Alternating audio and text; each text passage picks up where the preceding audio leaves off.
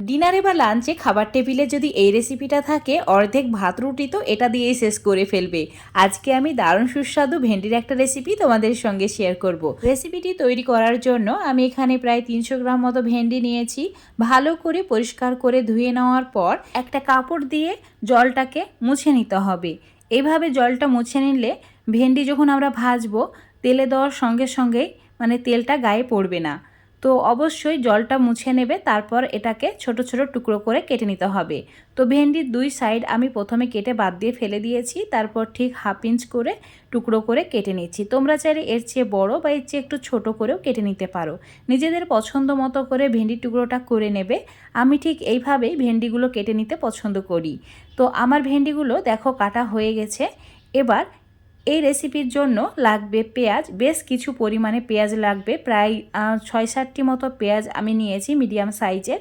খোসাটাকে পরিষ্কার করে নেওয়ার পর এইভাবে স্লাইস করে কেটে নিয়েছি। তার সঙ্গে 2টি কাঁচা লঙ্কা আর একটা ছোট সাইজের রসুন নিয়েছি। রেসিপিটি রান্না করার জন্য চুলোর উপর একটা ফ্রাই প্যান বসিয়ে নিয়েছি, মিডিয়াম টু লো আছে। এবার ফ্রাই প্যানে দিয়ে দিলাম 3 চামচ মতো রেগুলার যে রান্না করি সেই তেল, আর দিয়েছি 1/2 চামচের একটু কম গোটা জিরে। আর যে রসুনগুলো আমরা পরিষ্কার করে রেখেছিলাম সেই রসুনের ছোটো ছোটো টুকরো করে তারপর অ্যাড করেছি। এবার একটু লালচে হওয়া পর্যন্ত ভেজে নিতে হবে। ভাজা হয়ে গেলে অ্যাড করে দিতে হবে কেটে রাখা পেঁয়াজ। ভেন্ডির এই রেসিপিটা তৈরি করার জন্য পেঁয়াজের পরিমাণটা একটু বেশিই লাগে। তো তোমরা যদি বড় সাইজের পেঁয়াজ নাও তাহলে 3-4টি মতো নেবে, তাহলেই হবে। তো যে পরিমাণে তোমরা ভেন্ডি নেবে সেই হিসাবে এখানে পেঁয়াজটা নেবে। পেঁয়াজের কালার যখন হালকা একটু চেঞ্জ হবে, পুড়িয়ে ফেললে হবে না, জাস্ট একটু গোল্ডেন হতে যাবে, সেই সময় অ্যাড করে দিতে হবে কেটে রাখা ভেন্ডির টুকরোগুলো। ভেন্ডিগুলো অ্যাড করে দেওয়ার পর একটু নাড়াচাড়া করে ভেজে নিতে হবে। ভেন্ডির কালারটা দেখবে একদম গ্রিন হয়ে যাবে আর ভেন্ডির জলটাও শুকিয়ে যাবে, তখন অ্যাড করে দিতে হবে কাঁচা লঙ্কা।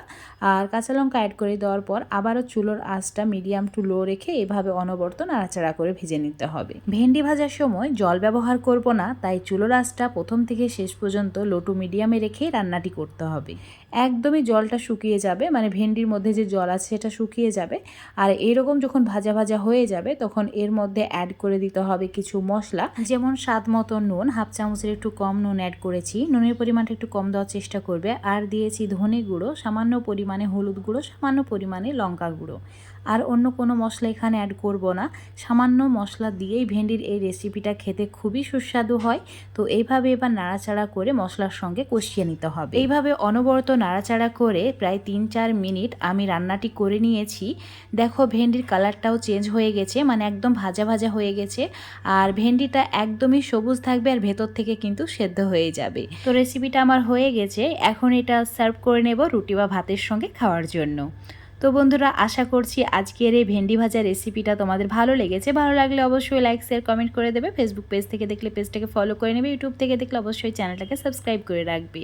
তোমাদের একটা ভেন্ডি ভেঙে দেখিয়ে দিচ্ছি, দেখো একদম সফট হয়েছে। বেশি পেঁয়াজ দিয়ে অবশ্যই বাড়িতে একবার ট্রাই করে দেখবে, কেমন হয়েছে জানাবে।